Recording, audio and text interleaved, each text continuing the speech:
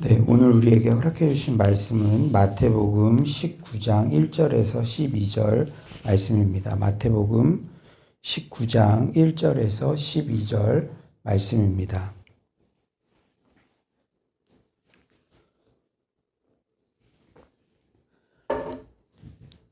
네, 다 찾으신 줄 믿고 저와 여러분이 한 절씩 교독하겠습니다. 마태복음 19장 1절에서 12절입니다. 예수께서 이 말씀을 마치시고 갈릴리를 떠나 요단강 건너 유대 지경에 이르시니 큰 무리가 따르거늘 예수께서 거기서 그들의 병을 고치시더라. 바리새인들이 예수께 나와 그를 시험하여 이르되 사람이 어떤 이유가 있으면 그 아내를 버리는 것이 옳으니이까? 예수께서 대답하여 이르시되 사람을 지으신 이가 본래 그들을 남자와 여자로 지으시고 말씀하시기를 그러므로 사람이 그 부모를 떠나서 아내에게 합하여 그 둘이 한 몸이 될지니라 하신 것을 읽지 못하였느냐. 그런즉 이제 둘이 아니요 한 몸이니 그러므로 하나님이 짝지어 주신 것을 사람이 나누지 못할지니라 하시니 여짜오되 그러면 어찌하여 모세는 이혼 증서를 주어서 버리라 명하였나이까?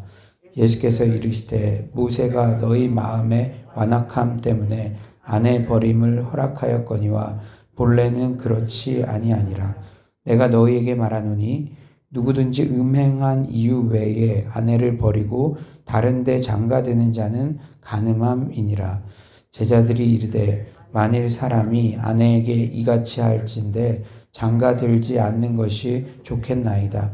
예수께서 이르시되 사람마다 이 말을 받지 못하고 오직 타고난 자라야 할지니라. 어머니의 태로부터 된 고자도 있고 사람이 만든 고자도 있고 천국을 위하여 스스로 된 고자도 있도다. 이 말을 받을 만한 자는 받을지어다. 아멘. 네, 계속해서 한 영혼의 소중함에 대한 말씀을 이렇게 듣고 있는데 당시 사회에서는 가장 가까운 영혼인 배우자를 버리는 이혼이 비일비재했습니다. 특히 남편이 이 아내를 버리는 일이요. 바리새인들은 이혼에 대한 질문을 예수님께 하고 있어요. 3절에 이렇게 말씀하시죠. 바리새인들이 예수께 나와 그를 시험하여 이르되 사람이 어떤 이유가 있으면 그 아내를 버리는 것이 옳으니이까? 근데 여기 재미있는 표현이 있죠. 그를 시험하여 이르되. 바리새인들은 진짜 궁금해서 가르침을 받기 위해서가 아니라 예수님을 시험하기 위해서 이혼에 대한 질문을 한 것입니다. 바리새인들의 악행이 참으로 집요하고 한편으로는 불쌍하기까지 해요. 오늘 본문의 처음에는 유대 지경에서 큰 무리가 따르고 많은 사람들의 병고침의 은혜를 받고 그런 축제 같은 상황에서도 지금 바리새인들은 전혀 은혜 받지 못하고 늘 삐딱한 마음가짐으로 예수님을 바라보고 있습니다. 어떤 대상을 반대하기로 마음먹고 반대를 위한 반대 꼬투리를 잡는 질문을 계속하는 사람이 모임 안에 있으면은 참으로 힘들죠. 그런데 예수님도 그런 힘듦을 경험하셨다는 거예요. 여러분, 우리가 수련회나 이렇게 교회에서 은혜 받는 프로그램이나 이런 거 할 때 많은 사람들이 은혜를 받는데 삐딱한 시선으로 그렇게 있다면 그 사람에게 가장 큰 영적인 손해인 거죠. 이 바리새인 지금 막 많은 병자들이 고침받고 문제가 해결받고 그러한 것들이 이렇게 일어나고 있는데 본인은 전혀 그런 것들을 은혜 받는 그런 기회로 여기지 않고 어떻게든 삐딱하게 어떻게든 예수를 시험 들게 해서 그런 의도를 가지고 있으니까 얼마나 영적으로 큰 손해입니까? 바리새인들이 이혼에 대한 질문으로 예수님을 시험에 빠뜨리려는 전략은 두 가지였어요. 우선 예수님께서 이혼을 반대하는 의견을 이렇게 했다. 바리새인들이 딱 질문을 했는데 나 이혼 그거 반대한다. 이렇게 이야기를 하시면은 분봉왕 헤롯의 결혼을 반대하는 그런 부류 속에 예수님도 포함시켜서 핍박받게 하려는 심산이었습니다. 우리가 이미 그 전에 알고 있죠. 세례 요한도 분봉왕 헤롯의 결혼을 공개적으로 비판하여 순교당했는데 예수님도 그런 위험에 노출시키게 하려는 이런 악인들의 전략이었죠. 또한 모세 율법에서는 이혼을 제한적으로 허락하는 규정이 있는데 당시 존경하는 권위자 모세의 입장과 예수의 입장이 다르다는 식으로 공격하기 위함이었습니다. 그러니까 어떤 대상을 공격할 때 우리가 이제 그 세대 교체를 한 교회들에서 조금 이제 어려움들이 일어날 때 이런 식으로 이간질하는 사람들이 있잖아요. 원로 목사님은 그렇게 말하지 않았는데 담임 목사님은 왜 그렇게 말하냐? 막 교회 안에서도 본인이 이렇게 말하고 싶은 거 하면서 목사님의 이런 권위를 끌어온다든지 이런 식으로 이간질 시키려는 전략이 있었다는 것이죠. 모세의 율법에서는 이혼을 제한적으로 허용했는데 너는 예수님이 이혼을 금한다 이러면 또 그 존경하는 모세랑 다른 말 하는 거 아니야? 이런 식으로. 이게 그러니까요. 우리 성경을 잘 보면은 오늘날에 이렇게 그 어떤 모임 안에서 이간질 시키는 건 이거는 사탄이 이간질 시키는 자잖아요. 그러니까 그건 너무나도 나쁜 건데 그런 걸 할 때 이렇게 권위들을 충돌시켜서 분란이 일어나게 하는 그러한 아주 나쁜 그런 모습들이 지금 바리새인들의 모습 속에도 있다는 거예요. 그런데 예수님은 참으로 지혜롭게 대답하십니다. 우리 4에서 6절 한번 다 같이 읽어볼까요? 4에서 6절입니다. 시작.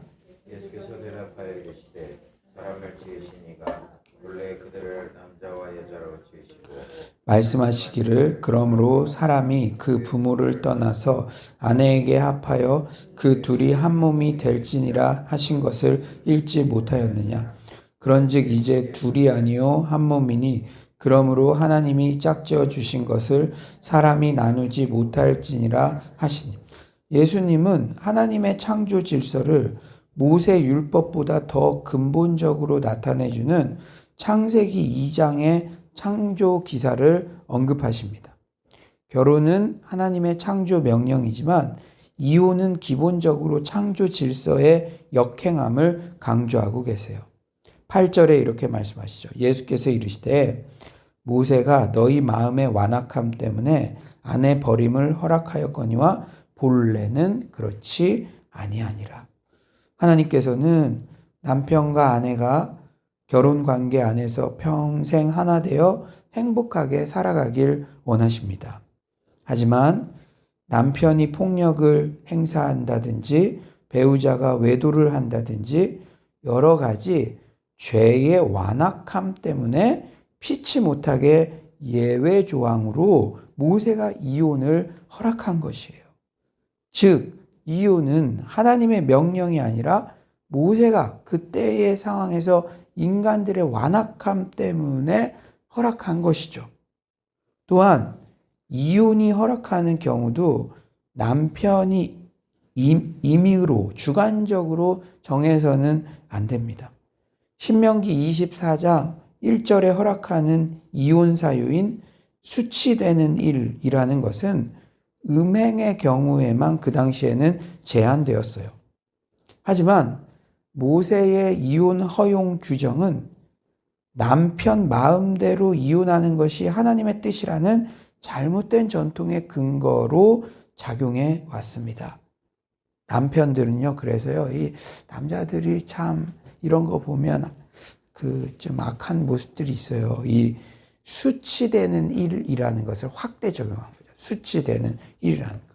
심지어는 뭐 빵을 잘못 굽는다든지, 집안일을 못하든지, 요리를 못하든지, 뭐 얼굴이 못생겼다든지, 아니면은 더 젊은 그런 성적으로 매력적인 여자를 데려오고 싶다든지 지저분하다든지 그런 이유를 들어서도 아내를 버리는 악행을 그렇게 일삼았습니다.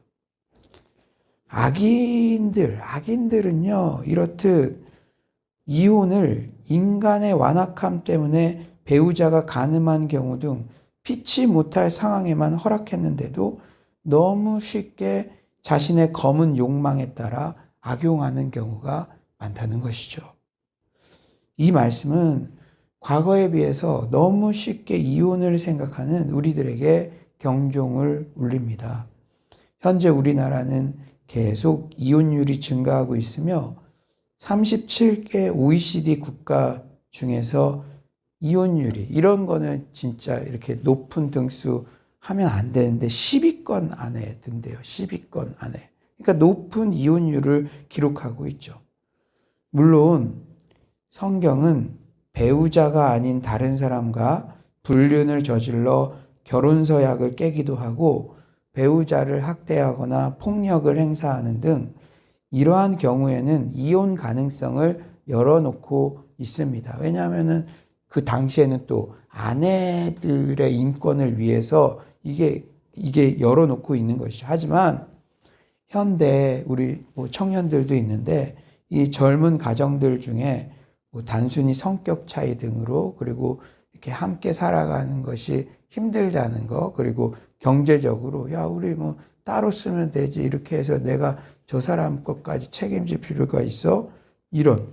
근데 요새는 진짜 저도 라떼는 말이야 이런 거는 아니지만 결혼하고도 이 경제적인 것을 그냥 따로 이렇게 무슨 각 집에서 쉐어하우스 하듯이 공동 이렇게 쓸 거 이렇게 반납을 하고 그 외에는 그냥 따로따로 이렇게 하는 경우도 많이 있다고 그러는 것 같은데 하여튼 이 단순한 성격 차이 등으로 너무 쉽게 이혼을 생각하는 것은 옳지 못합니다.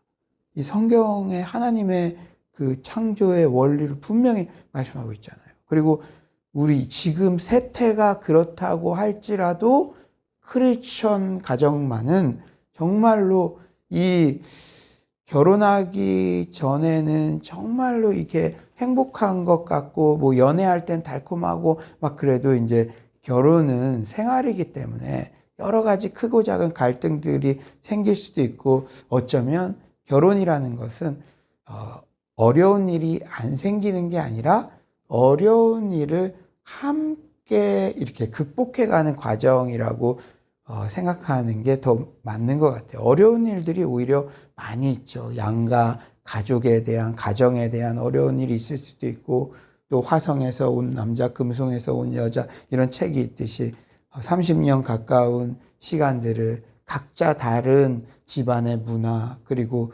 성격, 다른 행성에서 온 사람들이 모였는데 여러분 연애할 때는 막 그런 것 같지만 또 남자는 대부분 변하거든요. 이게 생활을 하면은. 그러니까 이게 쉽지 않지만 하나님께서 이 결혼이라는 제도는 이 창조 원리상의 삼위일체 하나님께서 연합하신 것처럼 또 교회보다도 어쩌면 가장 먼저 만드신 공동체가 이 가정이잖아요. 결혼이라는 울타리잖아요. 그러니까 결혼을 소중히 여기는 마음들이 우리 안에 있어야 된다는 것이죠. 이제 제자들 또 오늘 우리를 실망시키지 않아요. 그러니까 이렇게 남편과 아내의 결속 관계가 끈끈하니까 제자의 길을 걸어가려면 차라리 결혼을 하지 않는 게 낫지 않냐? 이런 질문을 또 하는 거예요. 왜냐하면 그 전에 예수님께서 이런 가르침도 하셨잖아요. 가장 하나님과의 그 관계가 가장 우선순위라고 그러면서 누가 내 형제요 어머니냐? 그러면서 이런 하나님과의 관계가 최우선순위인데 그리고 또 제자의 길을 걸어가려고 하는데 이렇게 하나님께서 짝지어준 결혼 관계가 끈끈하게 유지돼야 되면 이거 이렇게 방해되니까 차라리 그냥 독신으로 있는 게 낫지 않느냐. 결혼 관계 가운데 또 자기들이 보니까 좀 잘 행복하게 사는 그런 부부들도 있지만 이렇게 다양한 갈등 관계 존재할 수 있으니까 제자의 길에 올인하는데 방해되지 않을까? 그래서 아예 결혼 안 하는 게 낫지 않을까? 그런 걱정에서 또 이런 질문을 또 하는 것이죠. 우리 10절 한번 다 같이 한번 읽어볼까요? 10절입니다. 시작.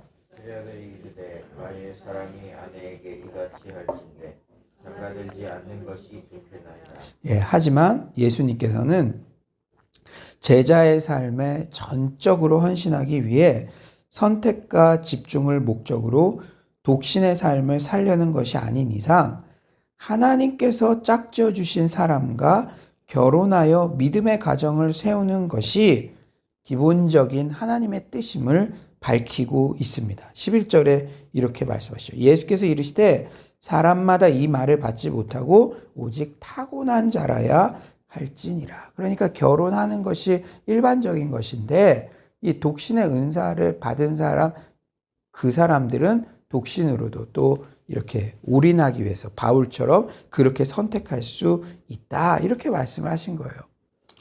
이런 거 보면 예수님께서는 상당히 플렉서블 하시죠. 각자에게 주어진 사명대로 믿음의 분량대로 독신이 허락된 사람에게는 독신의 사명을 감당하는 거예요. 자기가 독신으로 하나님 일만 올인한다고 뭐 결혼하려는 청년들을 너 그렇게 하지 마. 이런 거는 안 된다는 거예요. 그 허락된 사람은 그렇게 하고 정말 자신이 자원함으로 섬기는 것들을 그렇게 말씀하고 계신 거죠. 우리가 내 기준과 경험만으로 모두가 독신으로 살아야 된다. 그리고 아이고 너 여태 독신이냐? 막 그래서 모두가 무조건 결혼해야 된다. 모두가 선교사로 다 나가야 된다. 막 자기 경험에 이렇게 묶여가지고 그렇게 주장할 필요가 없습니다. 그리고 다른 사람도 자기 기준으로 다 그것을 끼워 맞추려 할 필요가 없다는 거예요. 하나님께서는 인격적인 분이시고 소원을 두고 행하시기 때문에 하나님께서 허락하신 믿음의 분량 안에서 자원하는 마음으로 헌신하면 되는 것이에요. 그래서 뭐 자기가 독신으로 산다고 결혼한 사람에게 내가 더 하나님께 올인해서 헌신해서 그렇게 자기 공로를 또 말할 필요가 없다는 것이고 다른 사람에게 부담을 줘서는 안 된다는 것이죠. 이제 말씀을 정리하겠습니다. 오늘 본문을 통해서 우리가 어떤 교훈점을 적용할 수 있을까요? 우리가 먼저 은혜의 자리에서 소외되지 않기를 바랍니다. 은혜의 현장에서 괜한 토를 달고 반대를 위한 반대를 하는 것은 자신의 영혼에 엄청난 손해입니다. 교회 공동체도 은혜의 흐름을 타고 있으면 그 프로그램에 적극 동참해서 가장 큰 은혜의 수혜자가 되는 것이 자신의 영혼에게 복된 일임을 잊지 마시기 바랍니다. 또한 하나님께서 허락하신 가정, 결혼 관계를 소중히 여기며 간음, 폭력 등 정말 피치 못하는 예외 상황이 아닌데도 이혼을 쉽게 생각하는 시대의 조류를 따라가지 맙시다. 마지막으로 뭐 아니면 도다, 내가 경험한 바가 전부다 라는 등의 극단적인 생각을 버리고 독신이 허락된 사람은 독신으로 또 결혼의 축복을 누리는 사람은 결혼으로 매사에 자신의 사명에 따라 자원함으로 헌신하는 서울로의 모든 성도님들 되시기를 간절히 축원합니다.